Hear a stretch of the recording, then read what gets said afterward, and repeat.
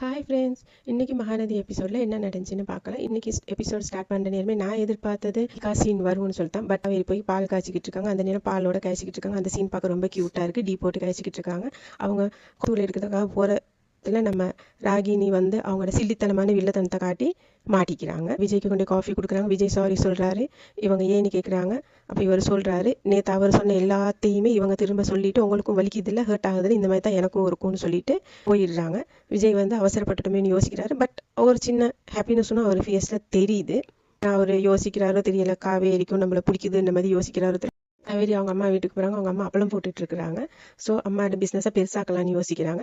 நம்ம யமுனா வந்து இப்போ அந்த நிவின் பிரச்சனை தீர்ந்த பிறகுல கொஞ்சம் ஓவரா பண்ணுற மாதிரி எனக்கு ஃபீல் ஆகுது. இவங்க காவேரியும் காரில் போய்கிட்டு இருக்காங்க. அந்த நேரம் வந்து விஜய் சாரி சொல்லி சமாதானமாகிடலாம் சொல்லி 2 பேரும் சமாதானமாகிடுறாங்க. அப்புறம் விஜய் வந்து நிவின் விஷயத்தை நேரடியாக கேட்காம வேற என்னன்னு கேட்குறாரு. பிஸ்னஸ் எக்ஸ்பேண்ட் பண்ணுறதுக்கு அதுக்கான ப்ரொசீஜரை கேட்குறாங்க. ஒரு சின்ன டிசப்பாயின்மெண்ட் ஆகுது விஜய்க்கு. பட் அதை காமிச்சிக்காம அவர் அந்த பிஸ்னஸ் ப்ரொசீஜர்களை சொல்லி கொடுக்குறாரு.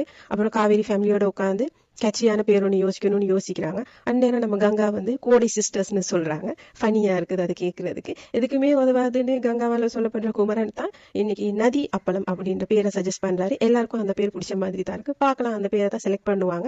நெக்ஸ்ட் எபிசோட்ஸ்ல என்ன நடக்கலாம்னு பார்க்கலாம். பட் எனக்கு என்ன இன்னைக்கு டிசப்பாயின்மெண்ட் தானே, நான் எதிர்பார்த்தது வந்து ஆஃபீஸ் போற நேரம் காவேரி எப்படியாவது விஜய் கிட்ட சொல்லிடுவாங்கன்ட்டு. பட் விஜய் கேட்டுமே இவங்க சொல்லலைன்றது எனக்கு கொஞ்சம் வருத்தமாக தான் இருக்குது. இது விஜய்க்கு தெரிஞ்சிருந்தா நல்லா இருந்திருக்கும். பட் இந்த விஷயம் விஜய்க்கு எப்போ தெரிய போதத்துல தெரியாமலே இருக்கிறது வந்து அவ்வளவு நல்லதாகவும் இருக்காது. அண்ட் விஜய் வந்து இப்படி ராகினி போட்டோ காட்டின விஷயத்தையும் சொல்லி இருக்கு. கம்மிங் எபிசோட்ஸ்ல என்ன நடக்குதுன்னு பார்க்கலாம். நீங்க என்ன நினைக்கிறீங்கன்றதை கமெண்ட் பண்ணுங்க. Thank you friends.